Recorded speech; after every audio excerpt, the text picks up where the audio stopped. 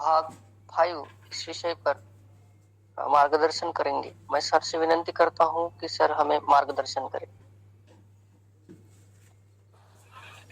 धन्यवाद। गणाधीशो गुणाधीशो विद्यानिधिर्विनायकः कार्यारंभे सदा तस्मै गणेशाय नमो। तो हम अभी शोष के जो 4 महत्वपूर्ण हेतु है उसमें से 3 हेतु हमने देखे थे। आज ये जो विषमाशनजन्य शोष है वो समझने की कोशिश करेंगे। जो 10वां श्लोक है, विषमाशनम शोषस्य आयतनम इति यदुक्तम तद अनुव्याख्यास्यामः।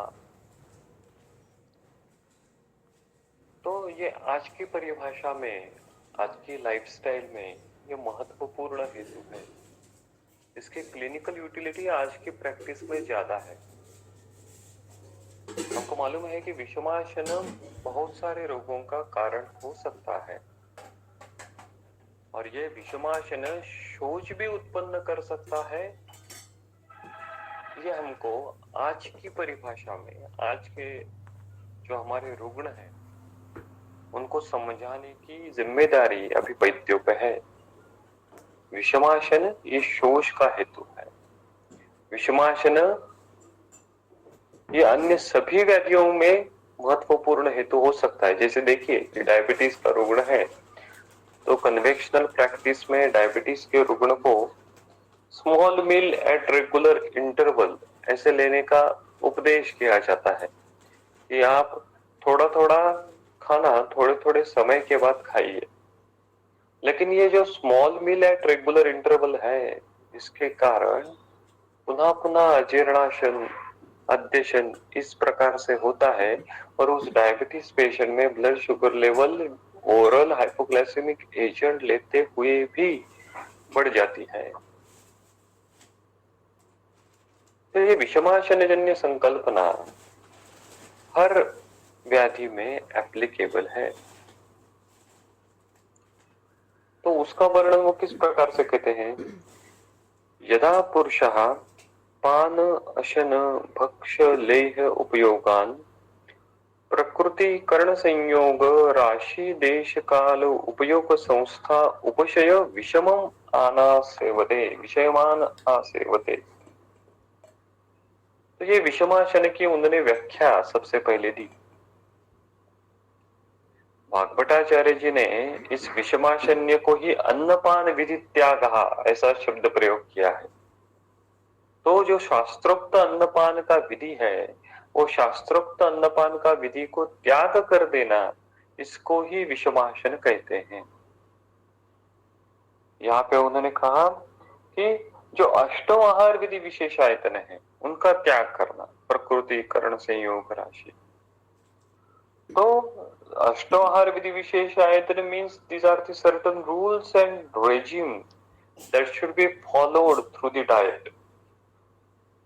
तो ये जो रेजिम है, हमने चरक विमान स्थान के पहले अध्याय में वो पढ़े हैं, उनका उसी तरीके से शास्त्रोक्त तरीके से पालन न करना, इसको विषमाशन कहते हैं।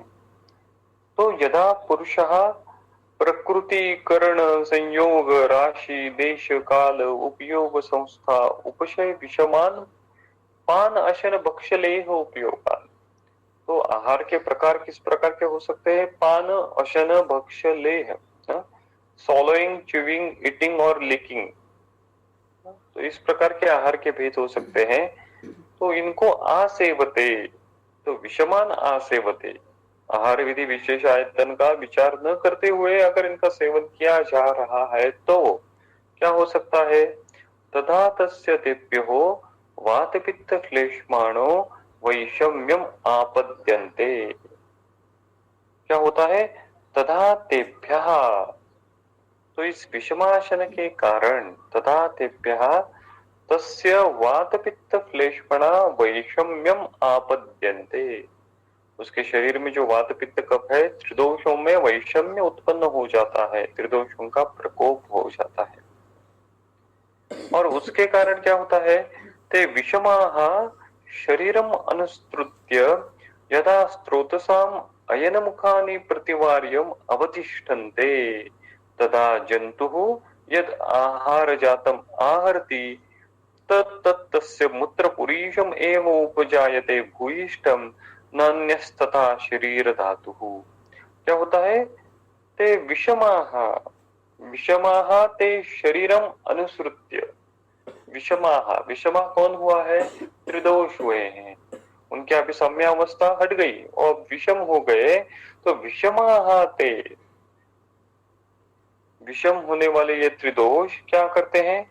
शरीरम अनुसृत्य, अनुसृत्य यानी फैलना, पूरे शरीर में फैलकर, शरीर में यानी पूरे शरीर के स्रोतस्वों में फैलकर। अभी रसवह स्रोतस में, रक्तवह में, मांसमह में, मेदवह में, मज्जावह में अब ये त्रिदोष फैल गए हैं। शरीरम अनुसृत्य क्या होता है? यदा स्रोतसाम अयन मुखानी प्रतिवार्य, और स्रोतसों में फैलने के बाद, अनुसृत्य करने के बाद, जब यदा स्रोतसाम अयन मुखानी प्रतिवार्य, स्रोतसाम प्रतिवार्य, अयन मुखानी प्रतिवार्य, तो स्रोतसों का भी अवरोध यहाँ पे होता है। और अयन मुखानी, अयन मुखानी यानी क्या? कि स्रोतसों के जो मुख है, स्रोतो मुख है, इनका भी प्रतिवार्य, प्रतिवार्य यानी अवरोध। तो दोषों का स्थान संश्रय जो है वो स्रोतसों में होता है, और स्रोतसों का जो मुख है, स्रोतो मुख है, उसमें भी वो स्थान संश्रित होने के कारण स्रोतो मुख अवरोध और स्रोतो अवरोध, ये दो प्रकार के पैथोफिजियोलॉजिकल चेंजेस अब होने लगते हैं। क्यों होते हैं ये? कि विषमाशन रुग्ण करता है नित्य। हाँ, विषमाशन केवल एक बार होना ऐसा नहीं, बार बार नित्य, महीनों महीने, लगातार 4-5-6 महीने अगर रुग्ण ऐसा विषमाशन कर रहा है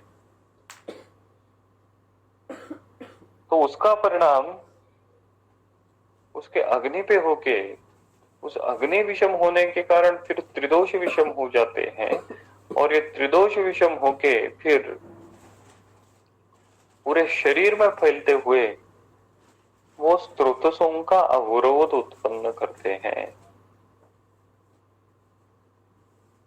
तो देखिए कि आज की परिभाषा में हमको अगर विषमाशन ये हेतु अगर निकालना है तो बहुत बार ऐसा होता है कि रुग्ण जो प्राय अर्बन बैकग्राउंड का अगर है तो उनमें सायंकाल को जिम में जाना ये हेतु मिलता है। दिन भर कुछ ना कुछ खा के फिर सायंकाल को अगर वो रुग्ण व्यायाम कर रहा है तो वो भी विषमासन है। या फिर आज के जो जिम के इंस्ट्रक्टर रहते हैं, ट्रेनर रहते हैं, तो उनके हिसाब से क्या है कि कुछ खा के आओ और उस खाना खाने के बाद फिर एक्सरसाइज करो, अंडी खाओ या फिर बादाम खाओ या फिर दूध पी के आओ या फिर फ्रूट्स खाओ, तो एनर्जी कंज्यूम करो और फिर एनर्जी वेस्ट करो। तो इस प्रकार से प्रक्रिया इस जिम में ट्रेनरों के द्वारा या फिर उस प्रकार की हेतु का सेवन रुग्ण के द्वारा होता है। तो अगर ये हेतु नित्य हो रहा है 3-4 महीने तक तो वो विषमाशनजन्य है, तो वो हेतु बंद करना चाहिए। तो इसी प्रकार से कई बार रुग्ण हमारे पास आते हैं कि मैं डाइट भी करता हूँ, मैं ड्राई फ्रूट्स रोज लेता हूँ, मैं रोज दूध लेता हूँ, मैं डेली एक्सरसाइज भी करता हूँ, फिर भी मेरा वेट क्यों नहीं बढ़ रहा?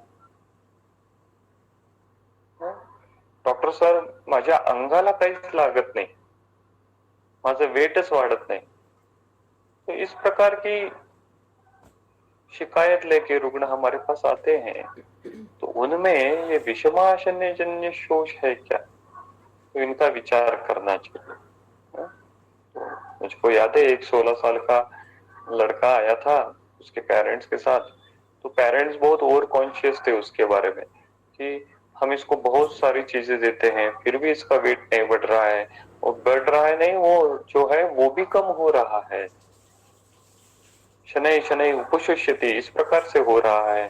तो उसके अगर हेतु लिया है तो पता चला कि वो पेरेंट्स कॉन्शियस होने के कारण रोज उसको एक मुट्ठी काजू देते थे, कैश्यू नट्स देते थे। तो अगर उसका अग्नि सम्यक नहीं है और फिर से हम उसको कैश्यू नट्स दे रहे हैं तो वो हेतु होगा, तो वो विषमाशन का हेतु होगा। और रात को सोते समय दुग्धपान, ये भी चल रहा था। तो ये हेतु त्याग करके अगर हम अग्नि की चिकित्सा करते हैं तो वो शोष की, जो मांस धातु क्षय जो है, तो उसकी चिकित्सा अच्छे प्रकार से हो सकती है। तो कहने का तात्पर्य है कि इस विषमाशन जन्य शोष में क्या होता है, त्रिदोषों का प्रकोप होके यदा स्त्रोतसाम अयन मुखानि प्रतिवार्य अवतिष्ठन्ते। तो यह समझने की बात है कि इस विषमाशन जन्य शोष में ही स्त्रोतोरोध प्रधान संप्राप्ति होती है।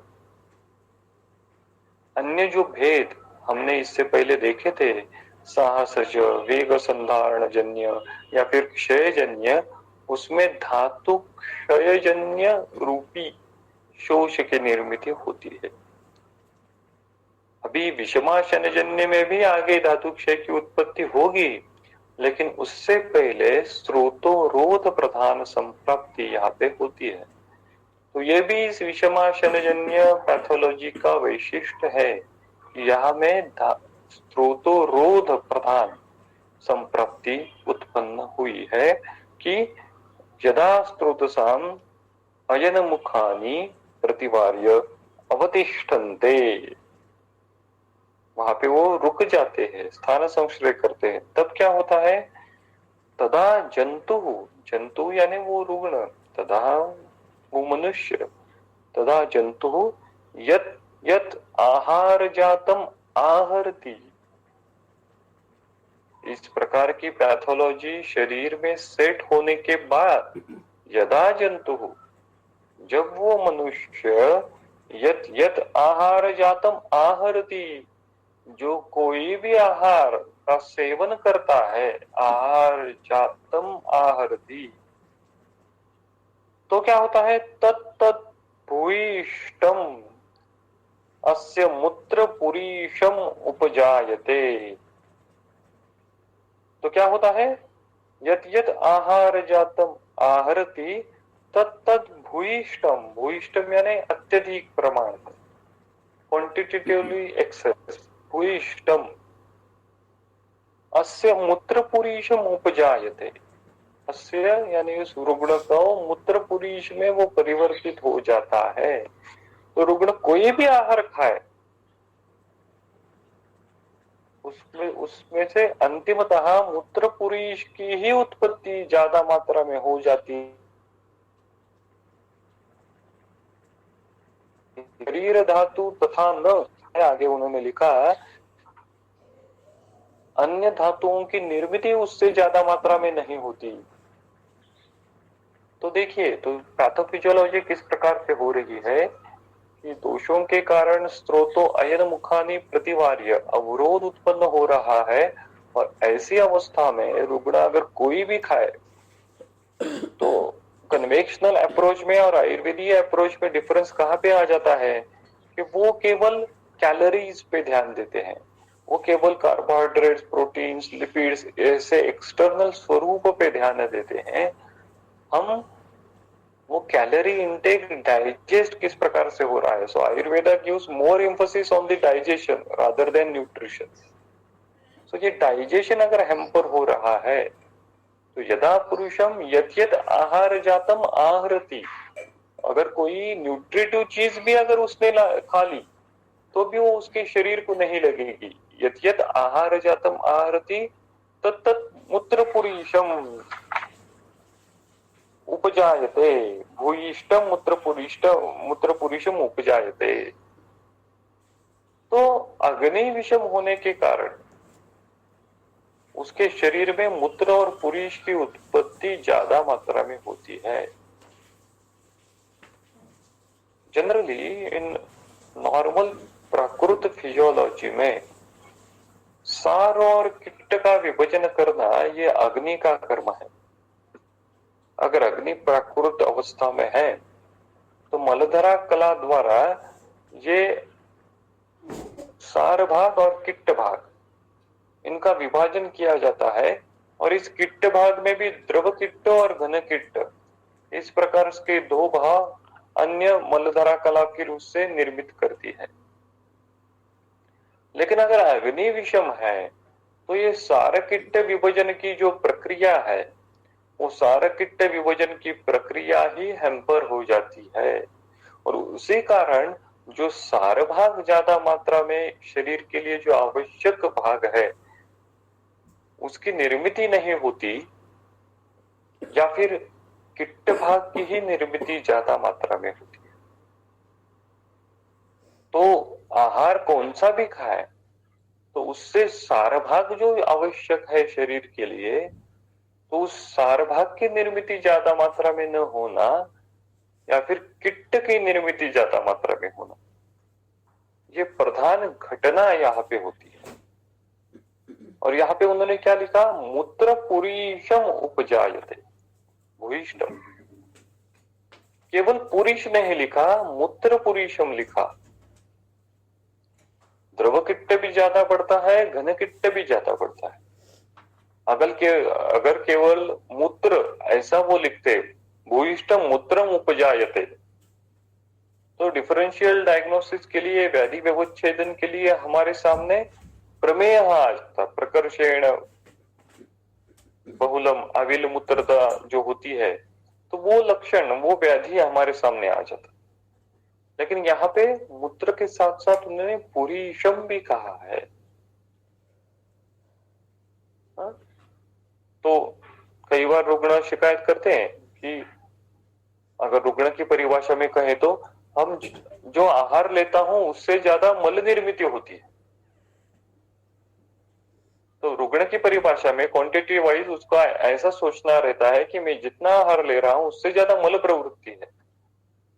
तो ये अस्य मूत्र पुरीशम उपजायते इस प्रकार से है, और इसी कारण किट्ट की निर्मिति ज्यादा होने के कारण अन्य शरीर धातु तथा न अन्य शरीर धातु की निर्मिति ज्यादा मात्रा में नहीं हो पाती, इसलिए अन्य शरीर धातुओं का पोषण नहीं हो पाता, धातुओं का बल कम हो जाता है, धातु क्षय अभी इससे उत्पन्न होता है। अन्य शरीर धातु तथा न, देखिए इसी का ही वर्णन उन्होंने चरक के संस्थान का जो 8वां अध्याय है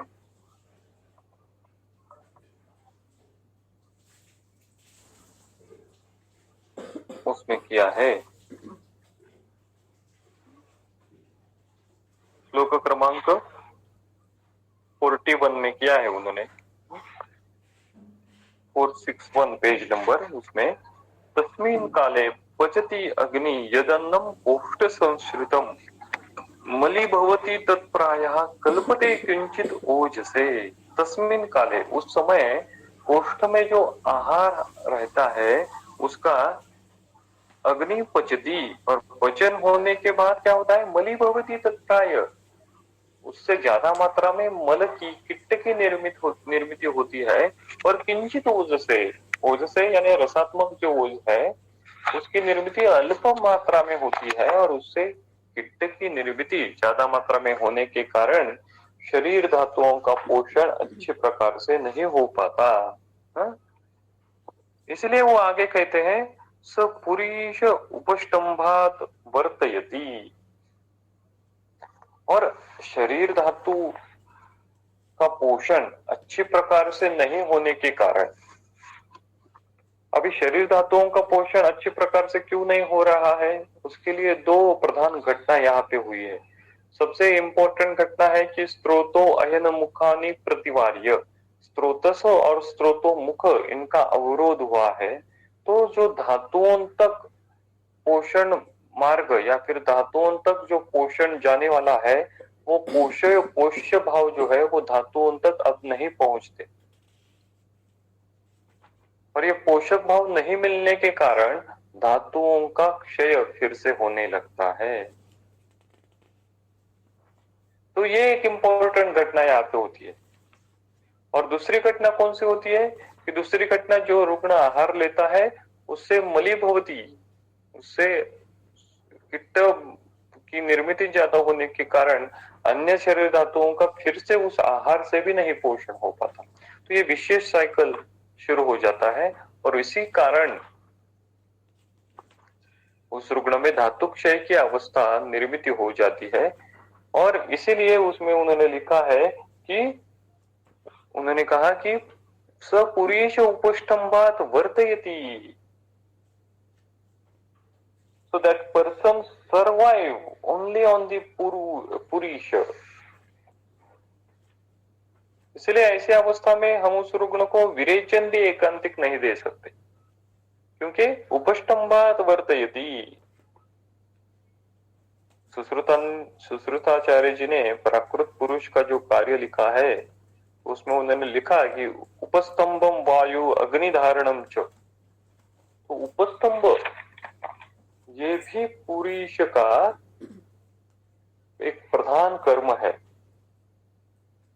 तो इसलिए हम जब चिकित्सा स्थान का एक श्लोक आपको याद होगा कि सर्वधातु क्षयम तस्य बलम तस्य ही विड़बलम, ये क्यों कहा? तो इसलिए कहा कि पुरुष में भी स्नेह का अंश रहता है, सभी धातुओं का भी क्षय हुआ है, तो पुरुष का जो स्नेह है उसका धारण करने के लिए पुरुष की रक्षा करना जरूरी है। तो इसीलिए उन्होंने कहा सर्वधातु क्षयम तस्य बलम तस्य ही विड़बलम। इसका मतलब ये नहीं है कि अभी उस राज्यक्षमी या फिर शोषी रुग्ण को ग्राही दवाई देनी है, नहीं। इसका अर्थ ये भी नहीं है कि उसको हमको विरेचन देना है, तो इसको हम विरेचन भी नहीं दे सकते और ग्राही दवाई भी नहीं देनी है। धातु रक्षा या फिर पुरुष रक्षा वहां पे करनी है, यही वहां पे इसका तात्पर्य है। तो स पुरीश उपष्टम्भात वर्तयति, वर्तयति मीन्स सर्वाइव। ओके, तो आगे उन्होंने लिखा तस्मात् शुष्यतो विशेषेण पुरुषम अनुरक्षम तथा अन्येषाम अतिकृश दुर्बलान। तो फिर अन्य सभी कंडीशन के लिए ये नियम उन्होंने एप्लीकेबल किया। क्या? तस्मात् शुष्यता, शुष्यता शोषी रुग्ण के लिए, दैट्स व्हाई इन शोषी रुग्ण एंड तथा अन्येषाम अतिकृश दुर्बलानाम, और अन्य कोई भी अवस्था जिसमें अतिकृश और दुर्बलता उत्पन्न हुई है, तो इन सभी व्याधियों में क्या करना है? विशेषेण पुरुषम अनुरक्ष, विशेषतः पुरुष की रक्षा करनी चाहिए। So this is very important thing one, कि अन्य कोई भी व्याधि से ग्रस्त अवस्था अगर उत्पन्न होती है और उससे रुग्ण अतिकृश और दुर्बल हुआ है, तो ऐसी अवस्था में रुग्ण का पुरुष रक्षा करना, पुरुषम अनुरक्ष करना इंपॉर्टेंट है। धातु क्षय जन्य की अवस्था जो है उसमें पुरुष रक्षा करना इंपॉर्टेंट है। रुग्ण को जो कृशता है वो अगर जीर्ण ग्रहणी से उत्पन्न है, और ऐसी अवस्था में अगर रुग्ण हमारे पास आता है, रुग्ण सीए का है और उस सीए के कारण कैकेक्सिक हुआ है, या फिर अन्य कोई भी कारण से अगर रुग्ण कैकेक्सिक है, कृश है, दुर्बल है, तो इन सभी कंडीशन में पुरुषम अनुरक्षम, विशेषेण पुरुषम अनुरक्षम, एक इंपॉर्टेंट सिद्धांत उन्होंने यहाँ पे दिया है। सो तस्मात् शुष्यतो विशेषेण पुरुषम अनुरक्ष्य तथा अन्येषाम अतिकृश दुर्बलानां तस्य अनापायम मानस्य विषम आशनो उपाचिता दोषः पृथक पृथक उपद्रवैः युञ्जतो भूयः शरीरम उपशोषयन्ति। क्या लिखा उन्होंने? तस्य अनापायमानस्य, अनापायमानस्य, अनापायमानस्य यानी क्या? कि शरीर का पोषण न होने के कारण अप्यायमानस्य का तात्पर्य होता है पोषण होना। अनापायमानस्य शरीर का पोषण न होने के कारण विषमाशन उपाचितः दोषः, विषमाशन से उत्पन्न होने वाले दोष, विषमाशन उपाचितः दोषः क्या करते हैं? पृथक पृथक उपद्रवैः युञ्जन्त भूयः शरीरम उपशोषयति। हाँ, तो विभिन्न प्रकार से शरीर में उपद्रव उत्पन्न करते हुए शरीरम उपशोषयति। अंतिमतः हमारा टर्मिनल स्टेशन कौन सा है? हमारा टर्मिनल स्टेशन है शरीरम उपशोषयन्ति, शोष की उत्पन्न होती है, उत्पत्ति वहां पे होती है। अन्य अगर कोई अन्य व्याधि है तो उसमें आमवात की उत्पत्ति होगी इसी दोषों के कारण, या फिर कुष्ठ की उत्पत्ति होगी, या फिर रुग्ण की बीएसएल बढ़ेगी, या फिर रुग्ण का सीरम क्रिएटिनिन लेवल बढ़ेगा। हेतु एक ही है, उसका टर्मिनल स्टेशन बदल जाता है। सैव कुपितः दोषः समुत्थान विशेषतः स्थानांतरगताश्चैव जनयति आमयान बहून। मैनिफेस्टेशन एक ही हेतु का अगर स्रोतस अलग अलग है, हेतु अलग अलग है, स्थान संश्रय अलग अलग है तो बदल जाता है। तो इसी प्रकार से उन्होंने लिखा, पृथक पृथक उपद्रव युंजता भूयः शरीर उपशोषयन्ति। तो इन दोषों के कारण किस किस प्रकार के लक्षण उत्पन्न होते हैं उसका वर्णन उन्होंने आगे किया है। तत्र वातः शूलम अंगमर्दः कंठ उद्भंसनम पार्श्व अंश रूजनम अंशावमर्दम स्वरवेदम प्रतिशायम च उपजनयति। वायु के द्वारा अगर वात प्राधान्य है तो उससे ये प्रकार के लक्षण उत्पन्न हो जाते हैं। पित्तम ज्वरम अतिसारम अंतर्दाहम च श्लेष्मातो प्रतिशायम शिरसो गुरुत्वम अरोचकम कासम च। तो शोष उत्पत्ति होना और शोष के बाद अंतिमतः लक्षण किसी भी प्रकार के हो उसमें कास का प्राधान्य रहना, ये इंपॉर्टेंट फिनोमिना यहाँ पे होता है। और आगे वो लिखते हैं, सक्रास प्रसंगात उरसी क्षते शोणितम निष्ठीवती शोणित गमना आस्य दौर्बल्यम उपजायते। ये जो लाइन है वो हमने देखा था हर एक शोष में आती थी, साहस में भी है, वेग संधारण में भी है, या फिर क्षेज में भी है कि सक्रास प्रसंगात उरसी क्षते शोणितम निष्ठीवती। तो शोणित गमनात् अस्य दौर्बल्यम उपजायते। तो जो हिमोप्टेसिस टाइप कंडीशन जो है वो इस प्रकार से उत्पन्न हो सकती है विषमाशन्य के कारण। जनरली हम जब यक्ष्मा का विचार करते हैं, राज्यक्षमा का विचार करते हैं, तो उसकी तुलना पल्मोनरी कॉक्स से करने का मोह हमको हो जाता है कि पल्मोनरी कॉक्स है, और फिर हम उसकी तुलना राज्यक्षमा से करते हैं। पल्मोनरी कॉक्स के जो लक्षण उन्होंने वर्णन किए हैं उसी प्रकार के लक्षण लगभग राज्यक्षमा में मिलते हैं। लेकिन कई बार ऐसी भी कंडीशन होती है कि लक्षण तो सभी पल्मोनरी कॉक्स के मिल रहे हैं, लेकिन उनका जो एसिड फास्ट बेसिलाई की जो टेस्ट है या फिर मॉन्टॉक्स ट्यूबरकुलिन की जो टेस्ट है वो उनकी परिभाषा के अनुसार निगेटिव आ जाती है।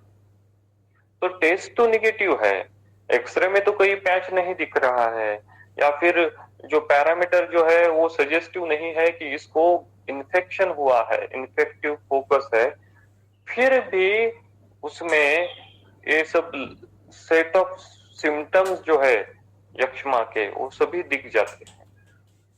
तो ऐसी अवस्था में उस कन्वेंशनल प्रैक्टिस करने वाले फिजिशियन को भी उनके दिमाग में भी सवाल उत्पन्न होता है कि अरे ये तो उनकी परिभाषा में पॉजिटिव साइन इन्फेक्शन का नहीं है, एसिड फास्ट बेसिलाई की टेस्ट निगेटिव है, तो फिर भी वो एकेटी ट्रीटमेंट जो है वो जो स्टैंडर्ड प्रोटोकॉल है उनके अनुसार शुरू कर देते हैं। तो ऐसी अवस्था जो है जहां पे एसिड फास्ट बेसिलाई का फोकस निगेटिव है, लेकिन यक्ष्मा के जो सिम्टम्स है वो जो सिम्टोमेटोलॉजी है, वो जो सिंड्रोम है, वो पूरा सिंड्रोम अगर दिख रहा है तो उसकी चिकित्सा आयुर्वेदीय परिप्रेक्ष्य में हम कर सकते हैं। तो, या फिर कहें कि हम इन्फेक्टिव फोकस को ज्यादा ध्यान नहीं देते, हम दोष प्रकोप को ज्यादा ध्यान देते हैं। इन्फेक्टिव फोकस पॉजिटिव है या नहीं, ये गलत, ये अलग बात है। उसके पॉजिटिव फोकस होने से या न होने से हमारे ट्रीटमेंट प्रोटोकॉल पे कोई असर नहीं पड़ता, क्योंकि हम इन्फेक्शन की चिकित्सा नहीं करते, हम दोष प्रकोप की चिकित्सा करते हैं। क्रिया साधारणी प्रोक्ता, ऐसा निदान स्थान में देखिए, चरक निदान स्थान का जो 5वां अध्याय है उसमें उन्होंने लिखा है,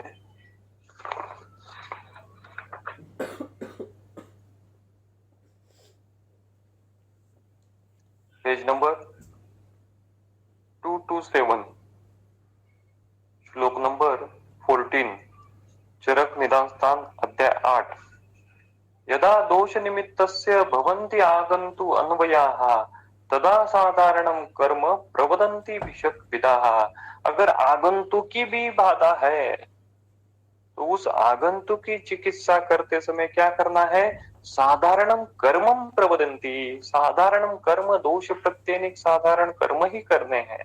तो इस साधारण कर्म की व्याख्या चक्रपाणी जी ने क्या की है, देखिए जो आखिर की लाइन है उसमें उन्होंने लिखा, साधारण मिति दोष प्रत्येनिकम वमन आदि, वमन, विरेचन, बस्ती, रक्त मोक्षण, इस प्रकार से, और देवादि प्रत्यनिकम च बलिमंगलादि, इस प्रकार की चिकित्सा आगंतु अन्वया, आगंतु का जो बनबंध होता है तो उसमें करते हैं। तो आपके पास इन्फेक्शन की चिकित्सा है क्या, आपके पास निमोनिया की चिकित्सा है क्या, आपके पास सेप्टिक फोकाई की चिकित्सा है क्या, आपके पास और कोई एन नंबर ऑफ इन्फेक्शन है, अभी कोरोना आ गया या फिर इससे पहले भी या इसके बाद भी और नए नए इन्फेक्शन आएंगे। तो इन इन्फेक्शियस डिसीज की चिकित्सा क्या है आयुर्वेदीय दृष्टिकोण से, तो साधारणम कर्मम प्रवदन्ति भिषक विदाः, तो हम दोष प्रत्येनिक ही चिकित्सा करते हैं, हम उस फोकस के ऊपर ज्यादा ध्यान नहीं देते, हम दोष के ऊपर ज्यादा ध्यान देते हैं। तो इसी कारण इस प्रकार की भी अवस्था आपके सामने उत्पन्न होकर रुग्ण आ सकता है, या फिर कई बार ऐसा भी हो सकता है कि रुग्ण एकेटी जो है वो एंटीकॉक्स ट्रीटमेंट जो है वो लेता है और उसके कॉम्प्लिकेशन उत्पन्न होने के कारण उससे हेपेटाइटिस उत्पन्न हो गया, कामला की निर्मित हो गई, या फिर अम्ल पित्त हो गया, इस प्रकार की अवस्था उत्पन्न होते हुए भी आपके पास आएगा। तो उस अवस्था में भी आपको सोचना है कि रुग्ण को आप किस प्रकार की दवाई या फिर किस प्रकार का उपचार कर सकते हो, लेकिन वो अलग विषय है। लेकिन उन्होंने यहाँ पे लिखा है कि अगर वात का प्रकोप है विषमाशन्यजन्य शोष में, तो किस प्रकार के लक्षण उत्पन्न हो सकते हैं, पित्त के कारण और कफ के कारण। आगे वो कहते हैं, सकाश प्रसंगात उरस्य क्षते शोणितम निष्ठीवती शोणित गमनात् अस्य दौर्बल्यम उपजायते एवं एते विषमाशन उपचिताः त्रयो दोषाः राजक्ष्माणम अभिनिवर्तयन्ति। देखिए, एवं विषमाशन उपचिता एते त्रय दोषाः, विषमाशन से उत्पन्न होने वाले ये तीन दोष क्या करते हैं, राजयक्ष्माणम अभिनिवर्तयन्ति, राजयक्ष्मा की निर्मिति करते हैं। तो हम जो पिछली बार भी हमने जो चिंतन किया था कि शोष की निर्मिति सबसे पहले होती है, और इस शोष की निर्मिति होने के बाद अप्रतिकाराश्च अनुबध्यते यक्ष्मणा, इस शोष की चिकित्सा अगर हम नहीं करते तो इसको भूतानुषंग होने के कारण, अनुबंध आगंतुका होने के कारण फिर राजयक्ष्मा की निर्मिति हो जाती है। सबसे पहले शोष और इस शोष के बाद राजयक्ष्मा।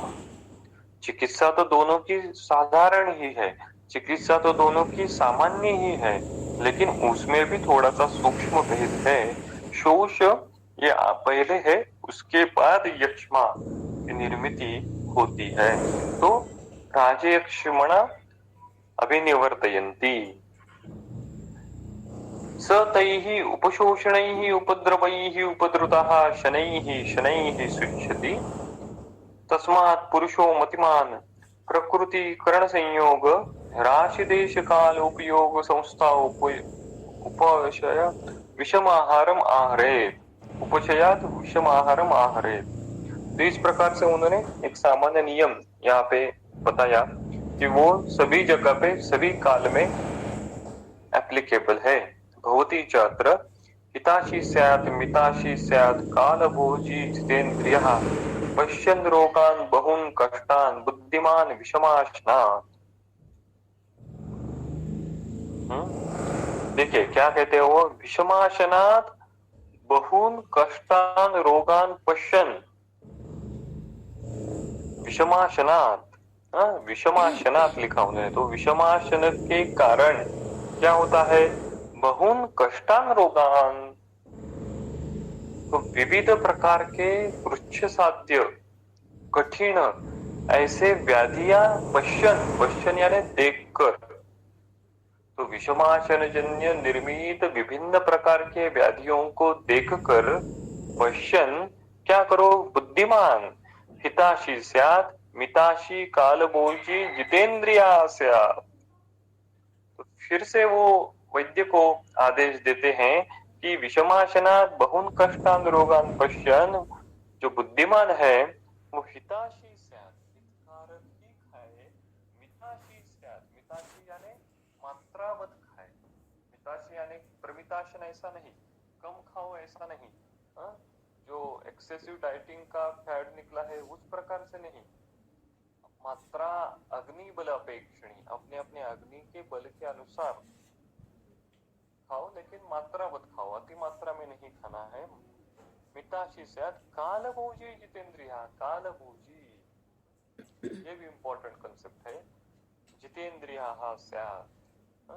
तो रुग्ण ये किस प्रकार से करे, रुग्ण में इस प्रकार का अवेयरनेस लाना ये वैद्य की जिम्मेदारी है कि हितकारक ही खाओ।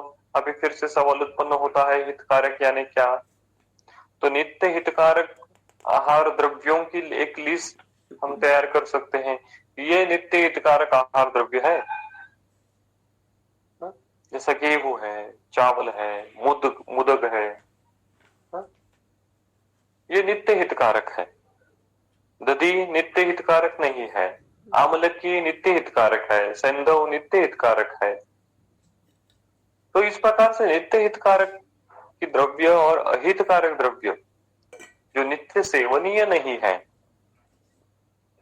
तो इस प्रकार का उपदेश हम रुग्ण को कर सकते हैं। वो उपदेश जो है, वो काउंसलिंग जो है, वो सभी व्याधियों में एप्लीकेबल है।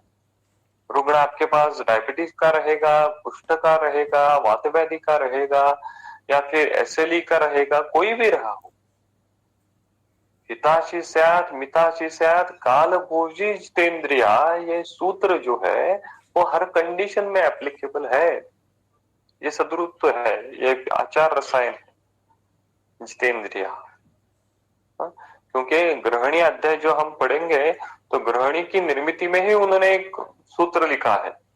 गृहणी की उत्पत्ति किस कारण से होती है, लौल्यात। देखिए चरक चिकित्सा स्थान का जो 15वां अध्याय है उसमें उन्होंने लिखा,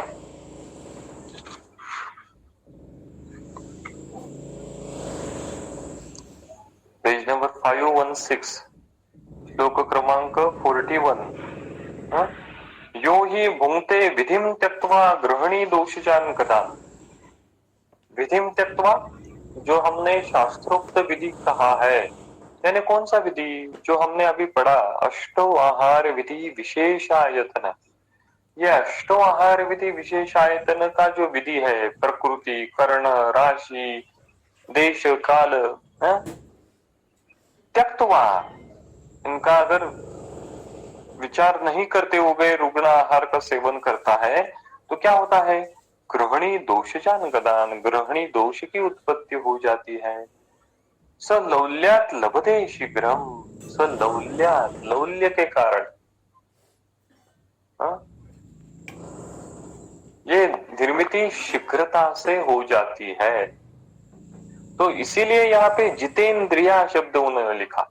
जितेंद्रिया यानी होना, यानी आप अभी सांसारिक है और वैराग्य प्राप्ति होना, मुनिवर होना, इस प्रकार से नहीं, संन्यास आश्रम में चले जाना, इस प्रकार से नहीं। डेली रूटीन करते हुए भी अपनी लौल्यता को कंट्रोल में लाना, ये भी एक जितेंद्रिया का एस्पेक्ट है।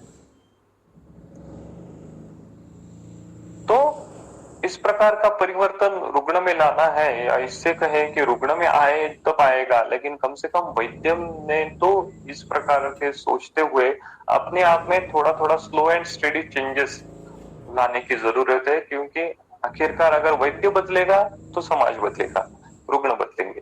तो वैद्य बदलने की अगर कोशिश करनी है तो हिताशी स्यात् मिताशी स्यात् काल भोजी जितेंद्रिया, ये जो सेंटेंस है, तो ये वैद्य ने आज से अपने खुद के लाइफस्टाइल में किस प्रकार से एकोमोडेट हो सकते। गलतियां तो होंगी, गलतियां जानबूझकर होंगी, या फिर गलतियां कहें अनइंटेंशनली होंगी, या फिर कहें कि लोकापवाद के लिए गलतियां होंगी, लेकिन उसको ध्यान में रखते हुए ये गलतियां कम से कम हो, इसके ऊपर ध्यान देना है। क्योंकि उन्होंने लिखा कि विषमाशनात् बहून् कष्टान् रोगान् पश्यति, विविध प्रकार की व्याधियां होती है, वो अगर उसको अवॉइड करना है तो हिताशी स्यात् मिताशी स्यात् कालभोजी जितेंद्रिया। तो देखिए, अब ये भी थोड़ा सा अभ्यास का विषय है, चिंतन का विषय है कि आचार्यों ने हितकारक ही क्या हो, इस प्रकार का संदेश विभिन्न अध्यायों में विभिन्न प्रकार से किया है।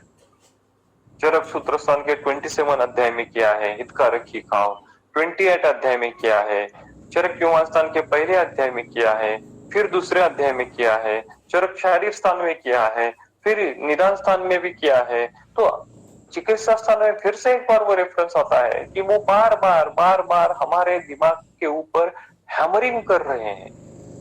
What is the moral of the story, what is the take away message, हिताशी स्यात् मिताशी स्यात् काल भोजी जितेंद्रिया। So this is a take away message। तो इतना कैजुअली वो नहीं लेना, इतना क्या कहते हैं उसको कि डाइल्यूट उसको नहीं करना। हाँ, प्रैक्टिकली अरे हम तो मेस पे खाना खाते हैं, प्रैक्टिकली हमको तो होटल में खाना खाना आवश्यक है, टिफिन का खाना आवश्यक है, वो तो होगा ही, लेकिन उसमें ही ग्रेडेशन, तरतमता, उसके दोष हम किस प्रकार से कम कर सकते हैं, ये सोचना, ये तो आवश्यक है। ठीक है, आगे श्लोक क्रमांक 12 जो है उसमें वो कहते हैं, एतैहि चतुर्भिः शोषस्य आयतनैः उपसेवितैः वातपित्त क्लेशमाणः प्रकोपम आपद्यन्ते। क्या कहते हो, उपसेवितैः एतैः चतुर्भिः शोषस्य आयतनैः। तो ये चार जो शोष के आयतन है, इनके हेतुओं का सेवन करने से उपसेवितैः क्या होता है, वात पित्त क्लेशमाणः प्रकोपम आपद्यन्ते। तो ये त्रिदोषों का प्रकोप हो जाता है।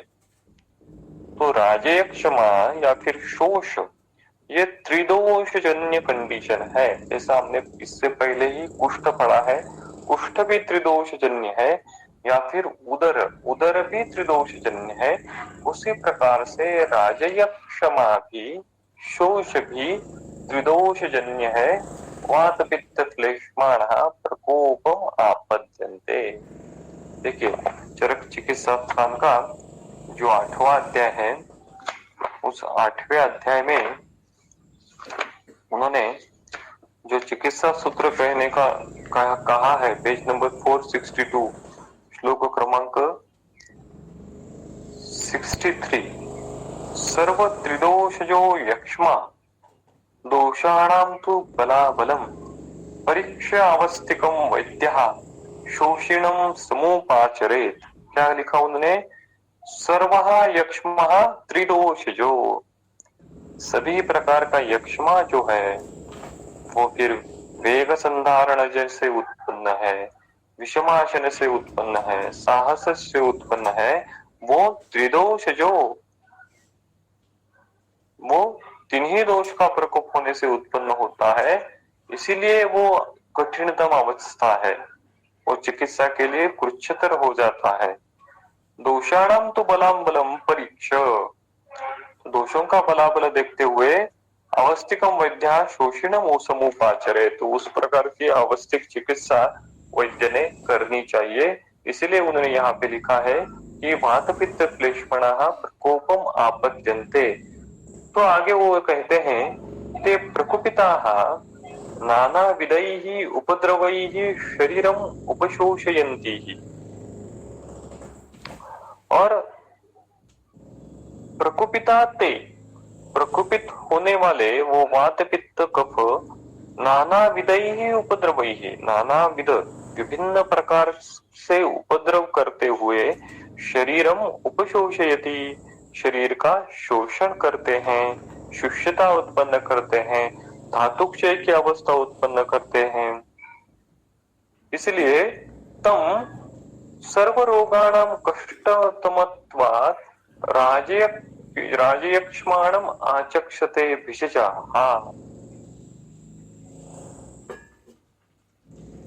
क्या लिखा उन्होंने?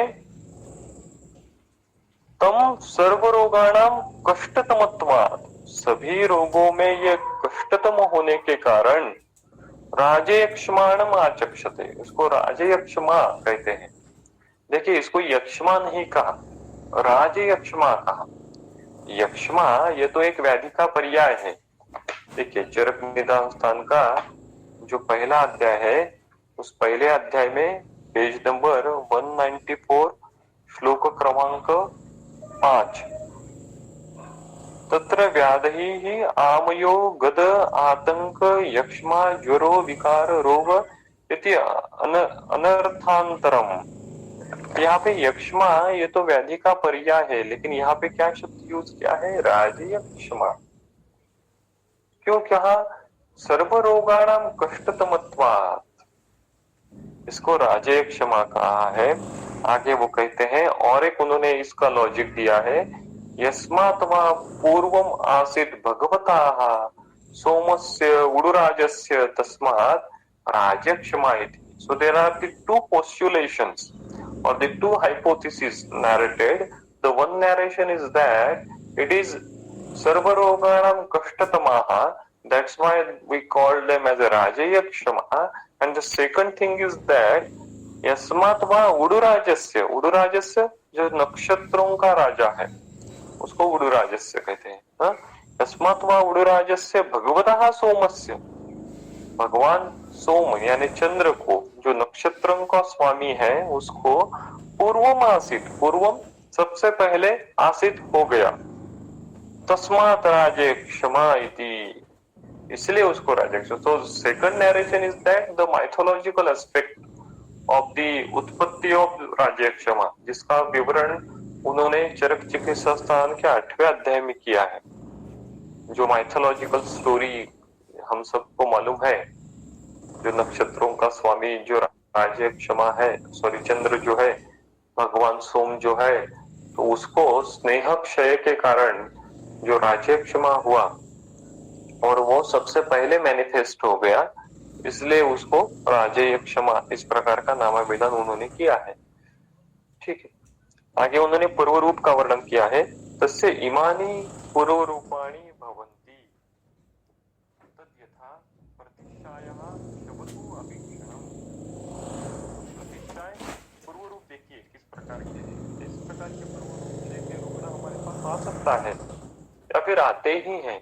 तो दिमाग में ये चीज रखना है कि अगर ये चीज अचिकित्सा रह गई तो ये वो आगे जाके तस्मात् शनैः उपशुष्यन्ति, शोष में लैंड हो सकते हैं। तो प्रतिष्ठायाः अभीक्षणम शवतु, अभीक्षणम यानी वारंवार, बार बार छींके आना, और प्रतिष्ठाय होना। देखिए, पूर्व रूप में भी सबसे पहले वर्णन उन्होंने प्रतिष्ठाय का किया है, प्रतिष्ठाय अभीक्षणम शवतु, और प्रतिष्ठाय के कितने सारे रुग्ण हमारे पास। आप अगर जीर्ण प्रतिष्ठाय का रुग्ण आपने अगर देखा है तो जीर्ण प्रतिष्ठाय के रुग्ण में भी शुष्यता उत्पन्न होती है। वो वो स्थानिक भी रहती है और वो सार्वदेहिक भी हो सकती है। नासा शोष भी वहां पे रहता है और वहां पे मांस धातु का सार्वदेहिक क्षय भी होने लगता है। इसीलिए जीर्ण प्रतिशय की चिकित्सा करते समय हमको मांसपाचक द्रव्यों का उपयोग करना पड़ता है, क्योंकि वो मांस धात्वाग्नि को बढ़ाने वाला होता है।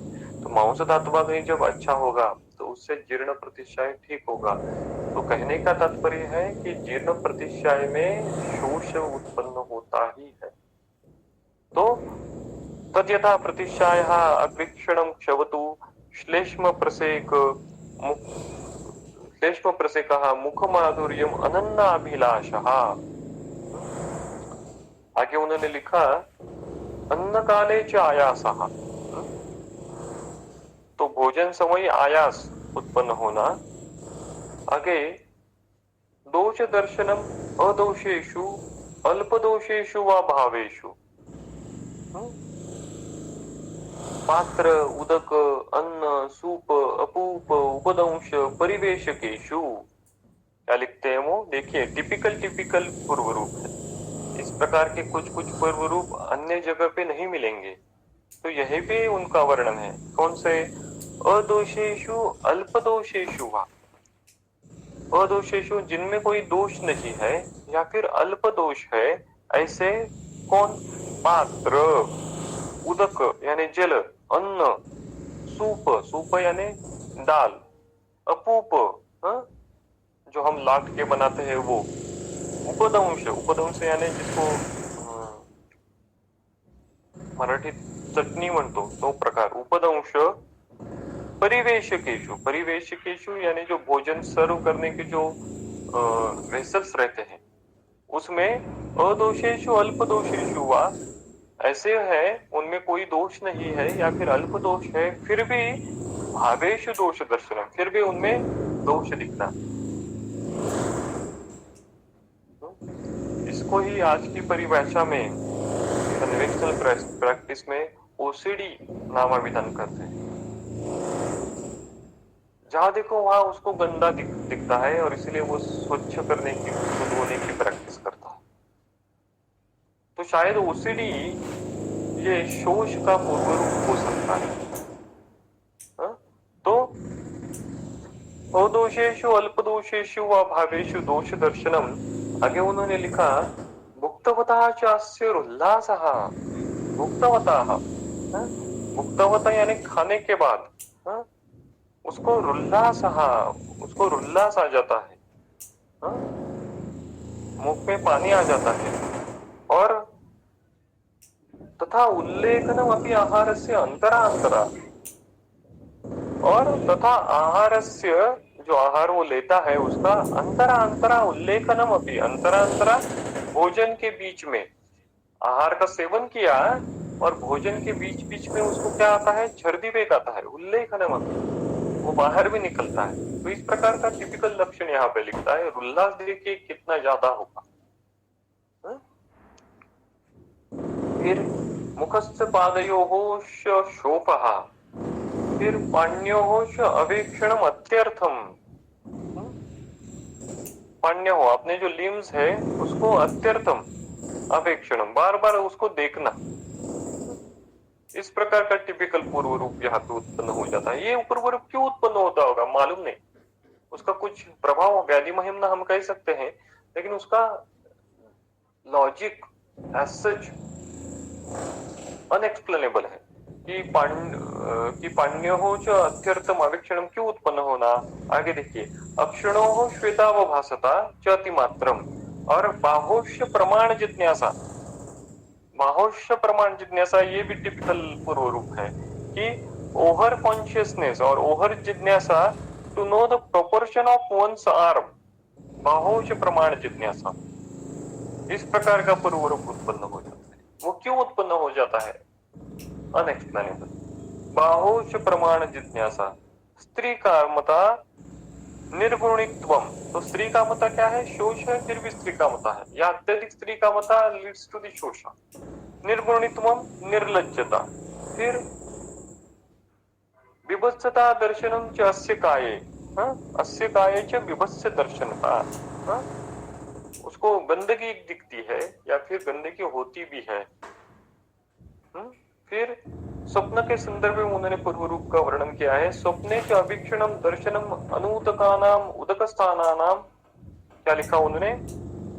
स्वप्ने च, स्वप्न में, अनूदकानाम, अनूदकानाम यानी जल रहित जो स्थान है उसमें, उदक स्थानानाम, तो जल रहित उदक देखना यानी क्या? ये जो सूखे पड़े तालाब देखना, सूखी पड़ी नदी देखना, सूखा हुआ समुद्र देखना, तो इस प्रकार से सूखा हुआ झरना देखना, इस प्रकार से अनूदका नाम उदक स्थानानाम। तो देखिए वो भी क्या है, वो भी एक प्रकार का शोष ही है ना। शनै शनै उपशिष्यति, झरना का पानी शनै शनै उपशिष्यति हो गया, उसी प्रकार से उसको भी अनूदका नाम उदक स्थानानाम स्वप्ने अगर वो दिखता है, या फिर शून्यानाम च ग्राम नगर निगम जनपदानाम, या फिर शून्य यानी क्या है? डिवास्टेटेड। अगर कोई सिटी है, अगर कोई विलेज है, अगर कोई नगर है, वो पूरा खाली हुआ है, सिर्फ खाली घर है उसमें, मनुष्य तो मनुष्य की बस्ती है ही नहीं, इस प्रकार के स्वप्न देखना। शुष्क दग्ध भग्नानाम वनानाम च अभीक्षणम, शुष्क दग्ध ऐसे वन का देखना, इस प्रकार के स्वप्न देखना। या फिर आगे वो कहते हैं क्रुकलास मयूर वानर शुक सर्प काकुलुकादिभिः संस्पर्शनम अधिरोहणम, कुकलाक्ष यानी क्या? जिसको हम शैमिलियन कहते हैं या फिर गिरगिट कहते हैं, मयूर वानर शुक, सर्प काक उलुक, उलुक यानी ओल जिसको कहते हैं, आदि भी संस्पर्शनम, तो इनके द्वारा अगर कांटेक्ट हो रहा है ऐसा स्वप्न में देखना। या फिर शिव उष्ट खर वराय ही अधिरोहणम यानम वा, या फिर शिव उष्ट खर वराह इनके ऊपर चढ़ना या इनकी सवारी करना। और केश अस्थि भस्म तुष अंगार राशिनाम अधिरोहणम चैति, या फिर केश अस्थि भस्म इनकी जो राशि है उनके ऊपर चढ़ना, इस प्रकार की स्वप्न रुग्ण को दिख जाते। तो ये स्वप्न के ऊपर देखिए किस प्रकार से उन्होंने विचार किया है। इस प्रकार के विचार, इस प्रकार के स्वप्न के ऊपर अभ्यास, इस प्रकार के स्वप्न के ऊपर चिंतन हम अगर नहीं कर पाते या नहीं करते तो थोड़ी सी उसको भी ऊपर थोड़ा अगर हम ध्यान दें कि स्वप्न की निर्मित किस प्रकार से होती है आयुर्वेदिक दृष्टिकोण से, स्वप्न की फिजियोलॉजी क्या है, वो चरक चारिस्थान में आई है, लेकिन वो अलग विषय है। लेकिन उसकी विकृति के ऊपर भी उन्होंने इतना ध्यान दिया है। इस प्रकार के स्वप्न से संबंधी पूर्व रूप अन्य व्याधियों में नहीं आते जितना इस शोष यक्ष्मा व्याधि में आते हैं। तो इस शोष यक्ष्मा व्याधि में इस प्रकार से ध्यान देना है कि इस स्वप्न संदर्भी जो विकृति है उसका भी अध्ययन करना जरूरी है। तो हम यहीं पे रुकते हैं, आगे का जो विषय है वो अगली बार लेंगे। धन्यवाद। Thank you sir. Chat box में एक क्वेरी है तो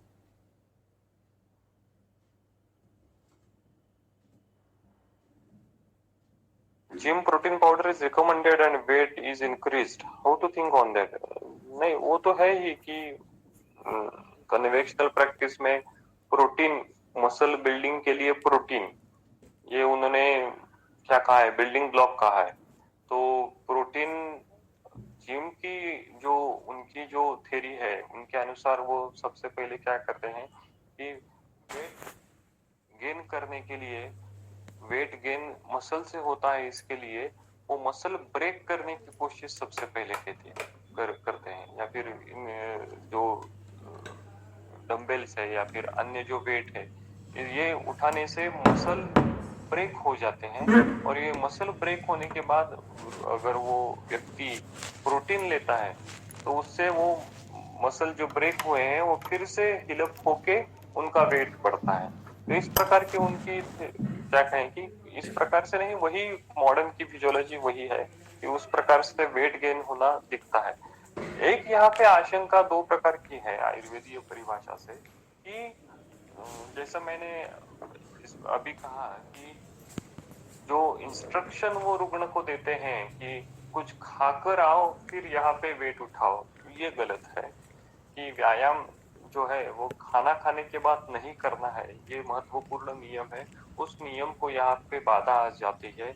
अभी रुग्ण को वेट गेन हुआ है ऐसा दिखा है, फिर भी वो आगे जाके कोई अन्य व्याधि में या फिर अन्य लक्षणों में परिवर्तित हो सकता है, क्योंकि दोष प्रकोप तो निश्चित हुआ है। दूसरी आशंका या दूसरा सवाल यहाँ पे यह है कि ये जो प्रोटीन पाउडर जो है ना, वो पिष्टमय पदार्थ है, वो पचने के लिए अग्नि का बल ज्यादा होना, अच्छा होना आवश्यक है। इसलिए क्या होता है, रुग्ण वेट बढ़ाने हेतु जब प्रोटीन पाउडर स्टार्टिंग में शुरू कर देता है तो उसको उससे अतिसार हो जाता है, क्योंकि वो अग्नि वो पचा नहीं पाता।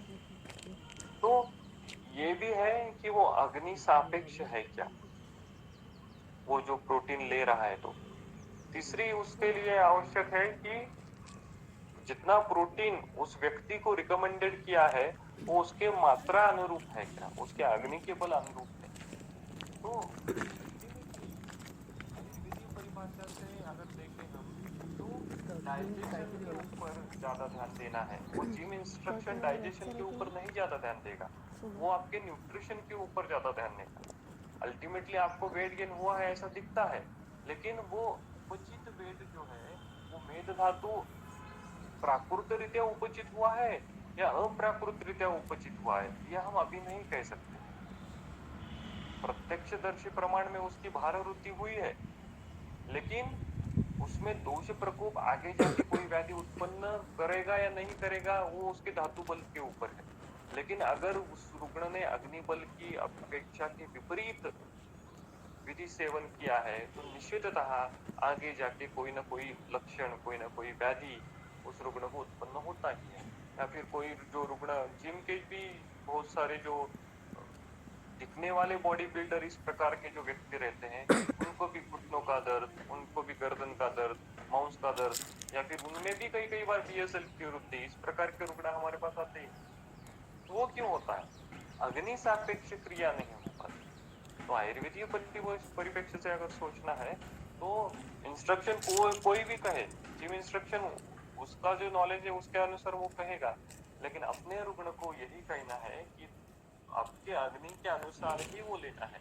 उसने अगर कहा सुबह 6 अंडे लेने को, लेकिन आपको अगर वो डाइजेस्ट नहीं होना है तो नहीं लेना है। तो इस प्रकार से आप अपने रुग्ण को काउंसलिंग कर सकते हैं। सर अभी जैसे जलोदर का पेशेंट है अभी फिलहाल, तो उनको भी उन्होंने प्रोटीन पाउडर ही दिया है, रिकमेंड किया है। तो हम वो प्रोटीन पाउडर का जो उनका कंसेप्ट है उसको हम आयुर्वेद के इसमें कैसा फिट करेंगे? Like they are replacing something for protein powder. हाँ, अभी देखिए ना कि हाँ, जलोदर के जो आपने कहा कि जलोदर के रुग्ण में प्रोटीन पाउडर, इसलिए तो आयुर्वेद ने क्या कहा है कि आयुर्वेद ने इजीली डाइजेस्टेबल प्रोटीन जो नेचुरल सोर्स है वो आयुर्वेद ने अवेलेबल करके दिया है गोदुग्ध के स्वरूप। तो हम प्रोटीन देने के बजाय अगर रुग्ण को गोदुग्ध पे ही रखते हैं तो उसको नेचुरली आयुर्वेदीय दृष्टिकोण से उसका धातुक्षय भी वहां पे कम हो जाएगा, और अगर मॉडर्न के दृष्टिकोण से देखें तो उसमें प्रोटीन है, वो रुग्ण को प्रोटीन भी मिल जाएगा। अप्रोच ये है कि वहां पे गोदुग्ध ही क्यों कहा, अन्य कोई वे क्यों नहीं दिया? क्योंकि अग्नि को सातवें भाव वो है, जो हमने उधर पढ़ा था उसमें था कि गोदुग्ध है जो अमृताय कल्पते, उधर रुग्ण के लिए वो अमृत समान है। क्यों है? क्योंकि वो सातवें है अग्नि। तो प्रोटीन जो जलोदर में है वो देना आयुर्वेदिक दृष्टिकोण से साक्षात प्रोटीन पाउडर देना, ये अग्नि अगर अच्छा नहीं है तो वो रुग्ण को प्रॉब्लमेटिक है, वो वैसे निर्देशित नहीं करना चाहिए। आयुर्वेदिक दृष्टिकोण से अगर उसको इजीली डाइजेस्टेबल प्रोटीन की आवश्यकता है उस अवस्था में तो गोदुग्ध ही देना चाहिए। तो फिर सवाल आता है, चलो ये जलोदर की बात आपने कह दी, लेकिन नॉर्मल हेल्थी व्यक्ति को अगर प्रोटीन की आवश्यकता है तो उसने कहाँ से लेना चाहिए? वही वहाँ पे नियम है, तो नेचुरल सोर्सेज प्रोटीन के अवेलेबल है, वही नेचुरल सोर्सेज का उपयोग मोबाइल प्रोटीन प्राप्ति के लिए करना चाहिए। वहाँ पे प्रोटीन पाउडर का लेना अग्नि सापेक्षता के खिलाफ होगा, या कि ये नहीं कि प्रोटीन पाउडर हर एक ने नहीं लेना चाहिए। अगर रुग्ण की अग्नि अच्छा है, ऋतु अच्छा है, तो प्रोटीन वो डाइजेस्ट भी हो सकता है, लेकिन एक ही डोज सभी ऋतु में सभी व्यक्तियों के लिए डाइजेस्टेबल नहीं होगा।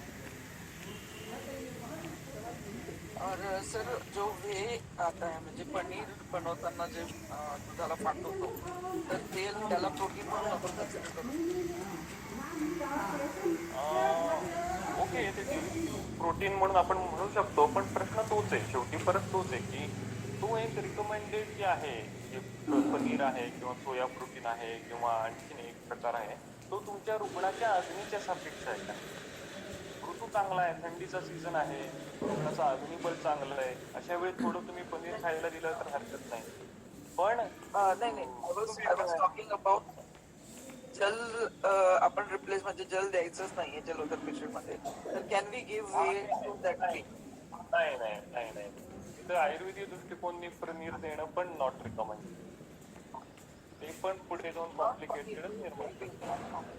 जे पनीर बनवल्यानंतरचं जे फाटल्यानंतरचं जे पाणी आहे दुधाला फाटवतो ना आपण, तर मग ते जे पाणी होतं ते पेय आहे ना, तर ते आपल्याला वापरता येईल का पाण्याचं सरबत?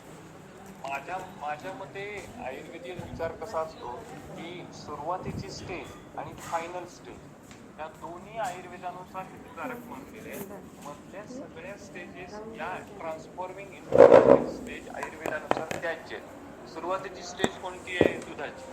फायनल स्टेज कोणती आहे? तुपाची.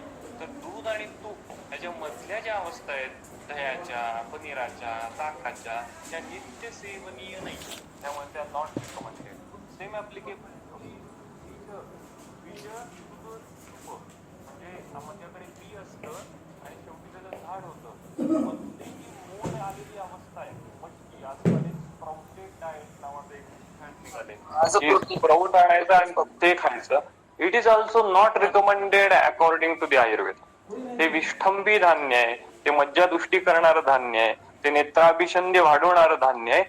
ती इंटरमिजिएट अवस्था आहे, ती सामता उत्पन्न करणारी अवस्था आहे. आयदर तुम्ही मटकी बीज खावा, आयदर क्षुप खावा, इंटरमिजिएट अवस्था खाऊ नका.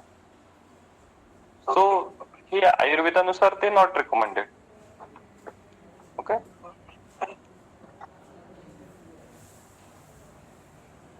और एक सवाल है सर चैट बॉक्स में. आजकाल घोडे आदी ऐवजी मोटरसायकलवर कार चालत, त्यावर कसा विचार करू? नाही, बरोबर आहे ना की जर आपण मागे एकदा जेव्हा लिहोदर के संदर्भ में जब हम चिंतन कर रहे थे, तो हमने यही देखा था कि जो रुग्ण अति ट्रैवलिंग करता है, टू व्हीलर पे हो या फोर व्हीलर पे हो, उनमें भी शोष की उत्पत्ति हो जाती है. वो शोष की संप्राप्ति किस प्रकार से होती है? तो हमने देखा था कि गुरुवर्य दातार शास्त्री जी ने जो अध्वशोष की संकल्पना लिखी है, तो उस अध्वशोष में क्या होता है कि एक्सेसिव ट्रैवलिंग के कारण टू व्हीलर पे हो या फोर व्हीलर पे हो, daily 25 kilometre, daily 50 kilometre, 60 kilometre, इस प्रकार की अगर ट्रैवलिंग हो रहा है, तो आतप और पवन इनके एक्सेसिव संपर्क के कारण शरीर का अपधातु का क्षय होने लगता है, मांस धातु का क्षय होने लगता है, क्योंकि मांस और पृथ्वी और जल प्रधान है. तो इनका क्षय होने से एक्सेसिव मांस धातु क्षय की अवस्था उत्पन्न हो जाती है, और उसी कारण जो मांस धातु घटित जो प्लीहा जो है, उस प्लीहा की वृद्धि हो जाती है और प्लीहोदर की संप्राप्ति हो जाती है. जो ट्रक ड्राइवर रहते हैं, तो उन ट्रक ड्राइवरों में या अध्वशोष की जो हेतु है, वो हेतु और उससे उत्पन्न प्लीहोदर ये ज्यादा मात्रा में दिखता है. इसमें भी हम थोड़ा सा डिफरेंशिएट कर सकते हैं कि जो टू व्हीलर वाले रुग्ण जो है, वो टू व्हीलर वाले रुग्ण जो है, उसमें और एक विकृति और एक दुष्य की विकृति ज्यादा मात्रा में हो सकती है, वो है रक्त धातु की. आगे हम जो वात रक्त पढ़ने वाले हैं, उस पर चिंतन करने वाले हैं, उसमें इस टू व्हीलर में जो ज्यादा ट्रैवलिंग करते हैं, उनमें रक्त धातु की दृष्टि होने से वात रक्त की भी उत्पत्ति ज्यादा मात्रा में होने की संभावना है. तो मांस धातु का क्षय दोनों अवस्था में होगा. टू व्हीलर में मांस धातु के साथ साथ रक्त भी ज्यादा दुष्ट होगा. तो ये थोड़ा सा डिफरेंशिएट हम कर सकते हैं, उनको ध्यान में रख सकते हैं.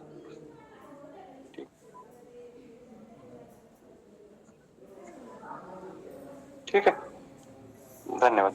थैंक यू सर के और ज्वाइन हुए सभी वैद्यों के आभार। Thank you.